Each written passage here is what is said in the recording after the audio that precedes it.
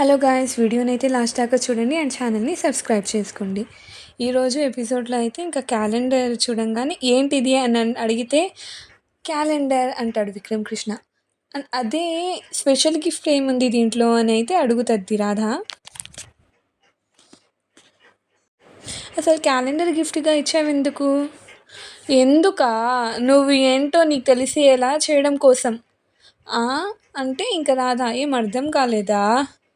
ఉండు నేను చెప్తాను అని చెప్తాడు. ఇప్పుడు జనరల్గా క్యాలెండర్ వల్ల ఉపయోగం ఏంటి?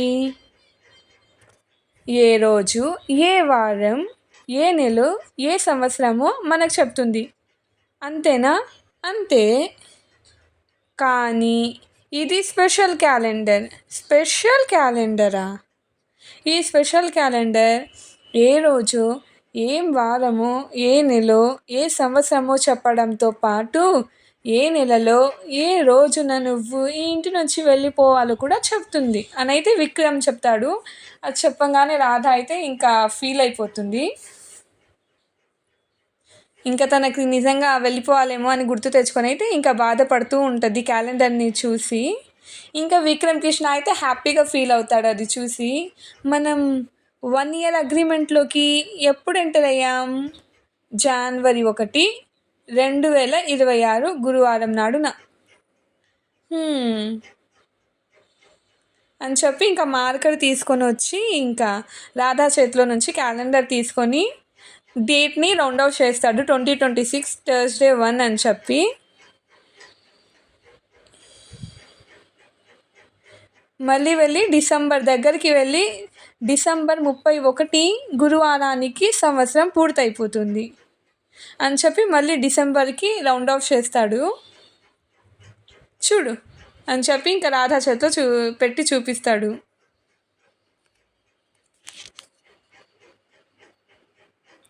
ఇంకో 6 నెలల్లో నువ్వు ఇంట్లో నుంచి శాశ్వతంగా వెళ్ళిపోతావు. రోజు రోజుకి నువ్వు ఇంట్లో వాళ్ళకి బాగా దగ్గర అవుతున్నావు కదా. నీకు ఇంటికి మధ్యలో ఉన్న దూరాన్ని ఎప్పటికప్పుడు నీకు గుర్తు చేస్తూ ఉంటుంది ఈ స్పెషల్ క్యాలెండర్ అని చెప్పి విక్కీ అయితే చెప్తాడు రాధాకి. ఏ రోజున నువ్వు ఈ ఇంటిని వదిలి శాశ్వతంగా వెళ్ళిపోవాలి అనేది ప్రతిరోజు ఈ క్యాలెండర్ చెప్తూనే ఉంటుంది. ఈ స్పెషల్ క్యాలెండర్ నీకు గుర్తు చేస్తూనే ఉంటుంది.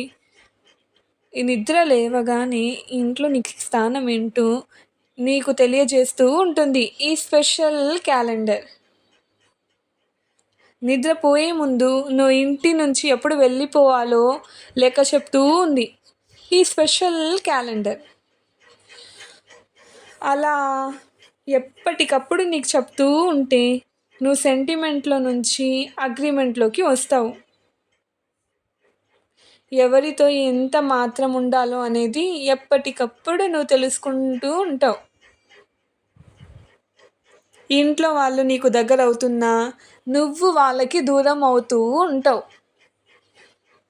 ఒక్క మాటలో చెప్పాలి అంటే మనది అసలైన పెళ్ళి కాదు, అగ్రిమెంట్ పెళ్ళి అన్న విషయం నీ ఇద్దరిలో కూడా నువ్వు గుర్తుపెట్టుకుంటావు.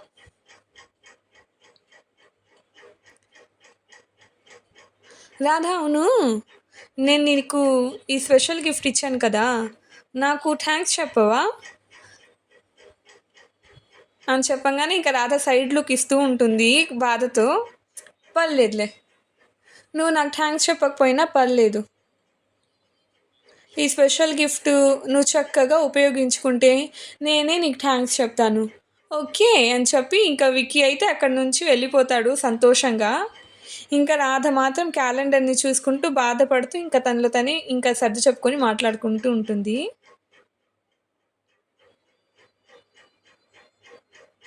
విక్రమ్ కృష్ణ గారు, మీరు తెలివి గలవారు, అమాయకులు నాకు తెలియడం లేదు. అసలు ఈ క్యాలెండర్ కాదు, దీని స్థానంలో మన అగ్రిమెంట్ పేపర్లు తీసుకొచ్చి నాకు ఎదురుగా పెట్టినా సరే మీరు అనుకున్నది జరగదు. ఈ క్యాలెండర్లోని పేపర్లు, ఈ రూమ్లో ఉండే పేపర్లు మొత్తం నా కళ్ళకు మాత్రమే కనబడతాయి.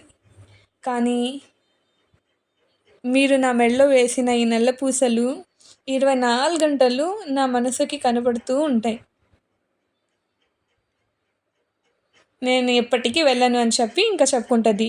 ఈ క్యాలెండర్ మనకి ఎప్పుడు దూరం అవ్వాలో చెప్తుంది అన్నారు.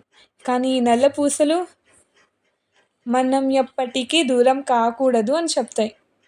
ఈ క్యాలెండర్ మనది అగ్రీమెంట్ పెళ్ళి అని చెప్తూ ఉంటే, ఈ నల్ల పూసలు మనది పవిత్రమైన పెళ్ళి అని అంతకంటే గట్టిగా చెప్తూ ఉంటాయి అని చెప్పి ఇంకా నల్ల పూసల్ని చూసి సంతోషపడుతుంది. ఏమన్నారు మీరు?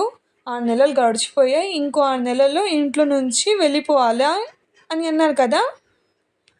6 నెలలు గడిచిపోయాయి సంతోషంలో ఉన్న మీరు, ఇంకో 6 నెలలు మిగులున్నాయి కదా అని ధైర్యంగా ఉన్నాను నేను. మీ మనసు గెలుచుకోవడానికి, మీరు నన్ను భార్యగా అంగీకరించడానికి 6 నెలల కాలం చాలా ఎక్కువ శ్రీవారు. చూస్తూ ఉండండి. ఈ 6 నెలల్లో మీ మనసుని మారుస్తాను, మిమ్మల్ని నా భర్తగా మార్చుకుంటాను అని చెప్పి సంతోషపడుతూ ఉంటుంది. దమయంతి అయితే ఇంకా కోయదల్లాగా ఇంకా జాతకాలు చెప్తాను అని చెప్పి అయితే రాధ వాళ్ళ అమ్మ వాళ్ళ ఇంటికైతే వెళ్ళిపోతుంది. గెటప్ మార్చుకొని మొత్తము. వాళ్ళమ్మ అసలు కనిపెట్టుని కూడా కనిపెట్టలేకపోతుంది తను దమయంతి అని. మరి సోది చెప్తానమ్మ సోది చెప్తాను, సోది చెప్తానమ్మ సోది చెప్తాను అని చెప్పి వాళ్ళ ఇంటి ముందు నిలబడిపోతుంది వెళ్ళి గేట్ దగ్గరికి. వాళ్ళమ్మ ఇంకా చూసేలాగా వాళ్ళ గేట్ కూడా వెళ్ళి తెరుస్తుంది. ఉన్నది ఉన్నట్టు చెప్తానమ్మా, లేనిది లేనట్టు చెప్తాను, జరిగింది చెప్తాను, జరగబోయేది చెప్తాను, జరుగుతున్నది చెప్తాను, సోది చెప్తానమ్మా అని చెప్పి ఇంకా వాళ్ళ అమ్మ వాళ్ళ ఇంటికి వెళ్ళి మొత్తము వాళ్ళ గురించి మొత్తం చెప్తుంది. నిన్ను ఏడ్పిస్తుంది ఏందో మొత్తం చెప్తానే తల్లి అని చెప్పి ఇంకా వాళ్ళమ్మ చూసేలాగా చెప్తూ ఉంటుంది. ఇంకా మొత్తం విని వాళ్ళమ్మ కూడా పిలుస్తుంది సోది చెప్పించుకోవడానికి. ఇక్కడ రాధ అయితే, ఏంటి గురూజీ ఇక్కడ ఉన్నారు, కాసేపు రెస్ట్ తీసుకోవచ్చు కదా అని చెప్తే, ఇంకా ఎక్కువ రెస్ట్ తీసుకుంటే నాకు సిక్ ఫీలింగ్ వస్తుందమ్మా అని చెప్పి ఇంకా చెప్తాడు. అది కరెక్టే గురూజీ. అవును, మీరు ట్యాబ్లెట్స్ వేసుకున్నారా? ఇంకా లేదమ్మా అని చెప్తే, అయ్యో ఉండండి అని చెప్పి ఇంకా రాధ వాటర్ బాటిల్ ట్యాబ్లెట్స్ తీసుకొని వచ్చి వాళ్ళ గురూజీకి అయితే ఇస్తుంది.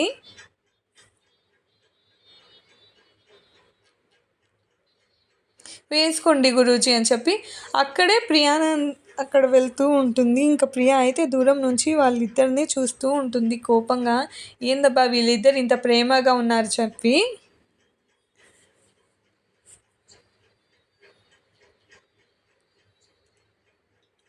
ఇంకా రామచంద్రకి దగ్గు రాగానే అయ్యయ్యో నన్ను అని చెప్పి ఇంకా తడుతూ ఉంటుంది మెల్లగా మెల్లగా అని చెప్పి.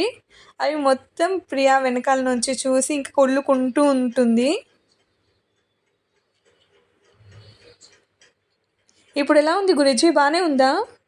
బాగానే ఉందమ్మా అని చెప్తే తీసుకుంటుంది.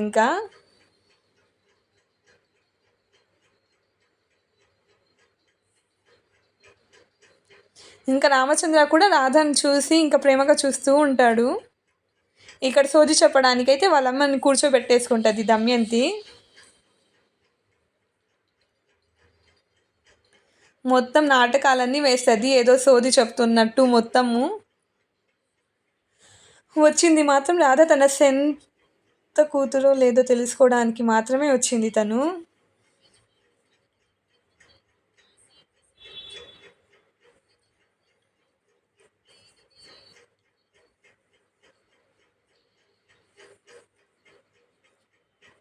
ఇంకా వాళ్ళ అమ్మ అయితే తను ఏం చెప్తుందా అన్నట్టు ఇంకా చూస్తూ ఉంటుంది. చెయ్యి సాపు తల్లి, నీ ఎడమ చెయ్యి సాపు తల్లి అని చెప్పి ఇంకా తన ఎడమ చెయ్యి పట్టుకొని ఇంకా ఏదో ఆలోచిస్తున్నట్టు ఏదో చెప్తున్నట్టు చెప్తూ ఉంటుంది.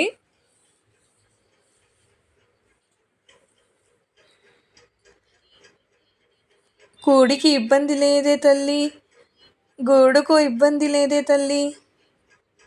కానీ అవునా కాదా? అవును అని చెప్తే, ప్రేమించే పెనిమిటి ఉన్నాడు, అడిగినది తెచ్చి పెడుతూ ఉంటాడు, అవునా కాదా? నీ కాపురం చూసి సెవిదేవుదినికి కన్ను కొట్టినది, ఆలు మొగల్ని ఎడదీసే బుద్ధి పుట్టినది, నీ పెనిమిటిని నీ పెనిమిటి మీద నిందేసినాడు, తీసుకెళ్ళి జైల్లో పడేసినాడు. ఆయన జైలు నుంచి బయటికి వచ్చే మార్గమే లేదా సోదమ్మా అని అడిగితే, లేకనేం తల్లి, ఉందమ్మా, మంచి మార్గమే ఉన్నది. ఏంటి సోదమ్మా ఆ మార్గం? సంతానంతో అమ్మవారికి పూజ చేయించాలే తల్లి. నీ పెనిమిటి 7 ఓసలు దాటి సంతోషంగా వస్తాడే తల్లి. అలాగే చేస్తానమ్మా, అలాగే చేయిస్తాను అని చెప్తారు. ఇంకా రాధ అయితే ఇక్కడ, గురూజీ మీకు నా మీద కోపం పోయినట్టే కదా? కోపమా? కోపం ఎందుకమ్మా? అదే గురూజీ, నేను చిట్టిలా మీకు ఫోన్ చేసి చిట్టిలా మాట్లాడి కేక్ కటింగ్ టైంకి వస్తానని నమ్మించి మీ చేత బర్త్డే ఏర్పాట్లు చేయించాను కదా, అందుకు. పార్టీలో నేను చేసిన తప్పు బయటపడిపోయి మీరు హాస్పిటల్కి చేరాల్సిన పరిస్థితి వచ్చింది. అలా జరగడానికి కారణం నేనే కదా గురూజీ. ఇప్పుడు నేను బతికుండడానికి కారణం కూడా నువ్వే కదమ్మా అని చెప్పైతే చెప్తాడు రామచంద్ర. సమయానికి నువ్వు బ్లడ్ ఇచ్చుండకపోతే నేను బ్రతుకుండే వాడినే కాదు కదమ్మా. మా అమ్మ నాకు జన్మనిస్తే నువ్వు నాకు పునర్జన్మనిచ్చావమ్మా.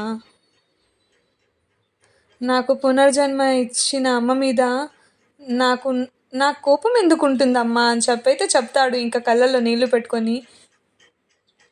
20 ఏళ్ళగా బర్త్డేకి దూరంగా ఉన్న నా చేత ఎలా అయినా బర్త్డే చేయించాలనే మంచి ఉద్దేశంతోనే కదా నువ్వు చేసింది. ఆ ఉద్దేశంతోనే కదా నువ్వు చిట్టిలా మాట్లాడి చిట్టి వస్తుందని నన్ను నమ్మించావు. నువ్వు అలా చేసినందుకు నాకు కోపం వచ్చినా తర్వాత నీ మంచి ఆలోచన, నీ మంచి మనసు నాకు అర్థమయ్యాయమ్మా అని చెప్పంగానే ఇంకా వెనకాల రాధ ఏడుస్తూ ఇంకా ఉంటుంది. ఇక్కడ నీ సంతానం పేరు చెప్పు తల్లి అని చెప్తే, ఇంకా మా అమ్మాయి పేరు రాధ. రాధ పేరు బాగున్నదే తల్లి. ఇంకా కళ్ళు మూసుకొని మళ్ళీ నాటకాలు వేస్తుంది.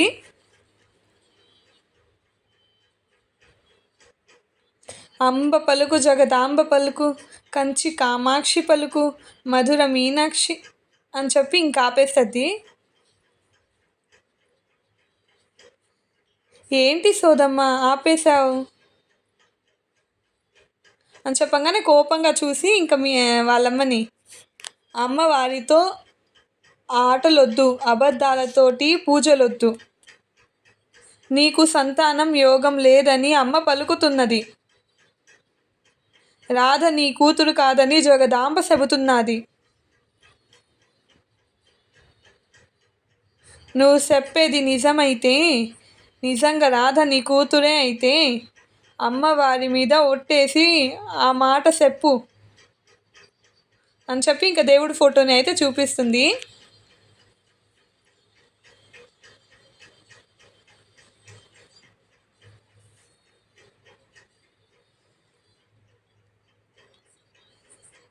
ఆలోచిస్తావేంటి తల్లి, ఒట్టేసి నిజం చెప్పు, గట్టెక్కే మార్గం చెబుతాను.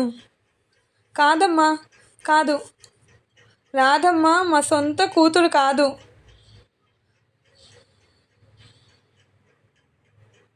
అని చెప్పైతే ఇంకా రాధమ్మ మా పెంపుడు కూతురమ్మ. పెనిమిటి కోసం పూజలో పెంపుడు కూతురు చెయ్యరాదే తల్లి, మరి ఎవరు చేయాలి? సంతానం లేని వారికి సతియే సంతానంతో సమానమే తల్లి. నువ్వే ఆ పూజ చేసి నీ పెనిమిటిని ఇడిపించుకోవే తల్లి. అలాగే ఎలా చేయాలి? ఆ పూజలు ఎలా చేయమంటావు సోదమ్మ? ప్రతి శుక్రవారం అమ్మవారి గుడికెళ్ళు, 9 ప్రదక్షిణాలు చెయ్యి, 9 వారాల పాటు చెయ్యి. 10వ వారంలో నీ పెనిమిటి నవ్వుతా నీ ఇంటికి వస్తాడు అని చెప్పైతే అక్కడ నుంచి వచ్చి, రే సీనయ్య, రాధ నీ సొంత కూతురని ఇంతకాలం అందరినీ నమ్మించావు కదరా, కానీ ఈ దమయంతిని నమ్మించలేవురా. రాధ నీ సొంత కూతురు కాదు అంటే రాధే రామచంద్రయ్య బ్లడ్ మ్యాచ్ అయింది అంటే రాధే చిట్టి అయ్యే ఛాన్స్ చాలా ఉంది. తెలుసుకుంటాను. అతి తొందరలోనే ఆ నిజం తెలుసుకుంటాను అని చిట్టి వస్తుందని నువ్వు చెప్పిన మాట అబద్ధమైన ఆ మాట ఇప్పుడు నిజమైందమ్మా. నీ నోటి వాకు ఫలించి చిట్టి వచ్చింది అని చెప్పి ఇంక రామచంద్రయ్య చెప్తాడు. చిట్టి వచ్చింది. చిట్టి వచ్చిందా? ఎక్కడ గురూజీ? ఎక్కడ? చిట్టి ఎక్కడుంది? చిట్టి చిట్టి అని చెప్పి ఇంకా పిలుస్తూ ఉంటుంది. చిట్టి ఎక్కడున్నా నువ్వు? ఎక్కడ గురూజీ? చిట్టి ఎక్కడుంది? చిట్టి చిట్టి చిట్టి ఎక్కడున్నావు? ఎక్కడుంది గురూజీ? నా కళ్ళ ముందే ఉందమ్మా అని అయితే ఇంకా చెప్తాడు. రాధ ఇంకా అర్థం కాక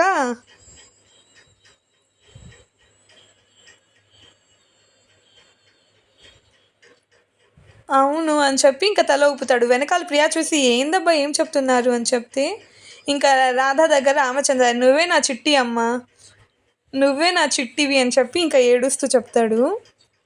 ఏందబ్బా అలా చెప్తున్నారని ఇంకా రాధ అయోమయంలో ఉంటుంది. నీలోనే నేను నా చిట్టిని చూసుకుంటానమ్మా. చిట్టి గనక ఇక్కడ ఉండుంటే, నేను అలాంటి పరిస్థితుల్లో హాస్పిటల్లో ఉండుంటే తను కూడా నీలాగే రక్తం ఇచ్చి నన్ను కాపాడుకునేది కదమ్మా.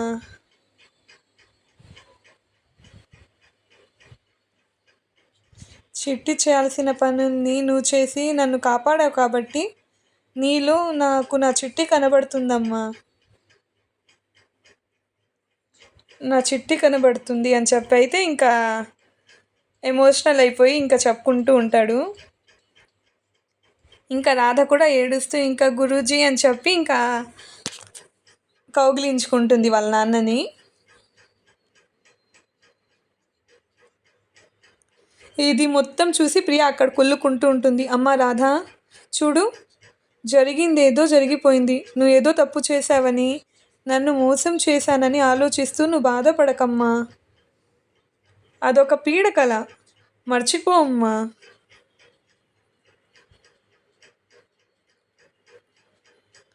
సరే గురూజీ అని చెప్పైతే చెప్తుంది. సాధారణంగా తండ్రి రక్తం కూతుల్లో ప్రవహిస్తుంది, కానీ మన విషయంలో కూతురు లాంటి నీలాంటి రక్తం నాలో ప్రవహిస్తుంది.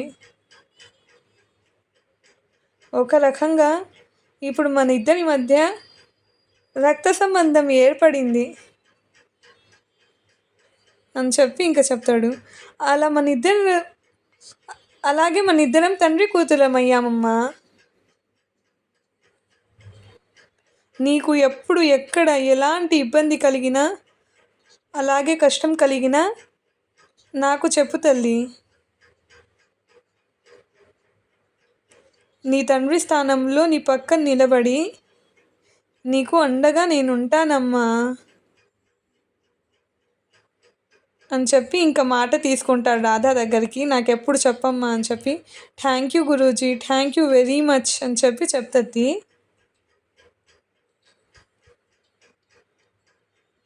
ఇంకా సంతోషంగా ఇంకా ఆనంద బాష్పాలు కాల్చుకుంటారు ఇద్దరు. ఇంకా అక్కడి నుంచి సంతోషంగా రాధ అయితే ఏడ్చుకుంటూ వెళ్ళిపోతుంది, నవ్వుకుంటూ ఏడ్చుకుంటూ. అది మొత్తం ఇంకా ప్రియా వెనకాల నుంచి చూసి తను ఇంత సంతోషంగా ఉండడానికి వీల్లేదు, ఏదో ఒకటి చెయ్యాలి అని కోపంగా ఇంకా తన రూమ్కి వెళ్ళిపోతుంది. ఎందుకు పెద్ద నాన్న దీన్ని ఇంత ఇంపార్టెన్స్ ఇస్తున్నావు, ఎందుకు అంత పొగుడుతున్నావు ఛా అని చెప్పి అక్కడ రామచంద్ర అయితే చిట్టి నువ్వు వచ్చే లోపల రాధ నా కూతురు స్థానంలో ఉండి నా కూతురు లేని లోటు తీరుస్తుందమ్మా, నువ్వు వచ్చేదాకా అని చెప్పైతే రామచంద్రయ్య అక్కడ హ్యాపీగా చెప్పుకుంటూ ఉంటాడు. పెద్ద నాన్న రాధతో అంత ప్రేమంగా ఉండేది చూసి నాకు గుండె రగిలిపోతుంది, తలనొప్పితో తల పగిలిపోతుంది. స్ట్రాంగ్గా ఒక కాఫీ తాగితే కానీ ఈ తలనొప్పి తగ్గేలా లేదు అని చెప్పి కిచెన్లోకి వస్తుంది. అప్పుడే మొనాలిసా చాలా హెడేక్గా ఉంది, ఒక స్ట్రాంగ్ కాఫీ ఇవ్వు అంటే సరే మేడం ఈ జ్యూస్ అయిపోగానే ఇచ్చేస్తాను అంటే జ్యూస్ ఎవరికి అని అడిగితే రాధమ్మకి అని చెప్పంగానే అమ్మో ఇప్పుడు ఆ సమయంలో జ్యూస్ తాగుతుందంటానా? అంటే రాధమ్మ ఏం తాగలేదమ్మా, తినలేదు పొద్దున్నుంచి. అందుకే నేనే చెప్పాను జ్యూస్ తాగండి నీరసం తగ్గుతుంది అంటే, "ఆ! తాగుతాను" అని చెప్పారు. అందుకే చేస్తున్నాను అని చెప్తే, ఆహా! సరేలే అని చెప్పి గమ్ముగుంటది ప్రియా. మొనాలిసా, నా కార్‌లో చార్జర్ మర్చిపోయాను. ఒకసారి వెళ్ళి తీసుకొనొస్తావా? ఈ జ్యూస్ పూర్తవ్వంగానే తీసుకొనొస్తానమ్మా. అంటే ఈ జ్యూస్ సంగతి నేను చూస్తా గానీ, నువ్వు ముందు చార్జర్ తీసుకొని రా పో అని చెప్పి పంపించేస్తది మొనాలిసాని. ఆ సమయంలో ఇంకా జ్యూస్‌ని ఏదో ఒకటి చేయాలి అని చెప్పి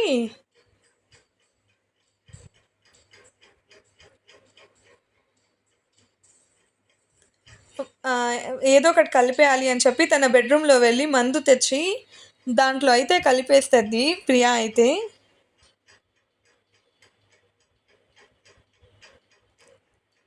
రాధను అందరూ నెత్తికెక్కించుకున్నారు కదా! ఇప్పుడు రాధ ఈ మందు వేసిన జ్యూస్ తాగి వీరంగం చేస్తది.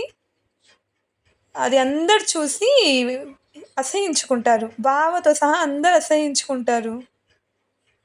అవునా? ఇంకా మొనాలిసా వచ్చి చార్జర్ లేదని చెప్తే, లేదా? అవునా? నేనే వెతుక్కుంటాలే. ఇది రాధకిచ్చేసి జ్యూస్ నాకు కాఫీ స్ట్రాంగ్‌గా అని చెప్పి చెప్తది. ఇంకా వెళ్ళి రాధ దగ్గరికి, "రాధ మేడం ఈ జ్యూస్ తాగండి. మీ నీరసం మొత్తం ఎగిరిపోతుంది" అని చెప్తే, ఇంకా రాధ అయితే పాపం జ్యూస్ తాగేస్తది మొత్తము. ఏందబ్బా! జ్యూస్ ఏదో తేడాగా ఉంది అని అయితే మొనాలిసాని అడిగితే, "ఫ్రూట్స్ బాగా పండిపోయాయమ్మా. అందుకే అలా అనిపిస్తుంది. అంతే అయ్యుంటుందిలే" అని చెప్పి ఇంకా రాధ కూడా ఇంకా ఏం తాగేస్తది. ఇప్పటికైతే ఇంకా ఎపిసోడ్ అయితే అయిపోతుంది. రేపటి భాగంలో అని చెప్పి ఇంకా తాగేసి హలో మైక్ టెస్టింగ్ 1, 2, 3 అని చెప్పి విక్రమ్ దగ్గరకొచ్చి, "నువ్వు నీ అవసరం కోసం నన్ను పెళ్లి చేసుకున్నావు. అవసరం కోసం పెళ్లి చేసుకున్నప్పుడు అనవసరంగా నా మెడలో నల్ల పూసలు ఎందుకేశావురా? ఎందుకు కట్టావురా నువ్వు?" అని చెప్తే విక్రమ్ తప్పని పరిస్థితుల్లో అంటే, "తప్పని పరిస్థితుల్లో నువ్వు నల్ల పూసలు వేసినప్పుడు తప్పనిసరిగా నువ్వు నన్ను పెళ్ళాంగా ఒప్పుకోవాలి కదరా! నీకు తెలిసింది నమ్మించి నా నట్టేంట్లో ముంచేయడమేనా నన్ను" అని చెప్పి అక్కడికైతే ఇంకా ఎపిసోడ్ అయితే అయిపోతుంది. వీడియో నచ్చినట్టయితే please like, share and subscribe.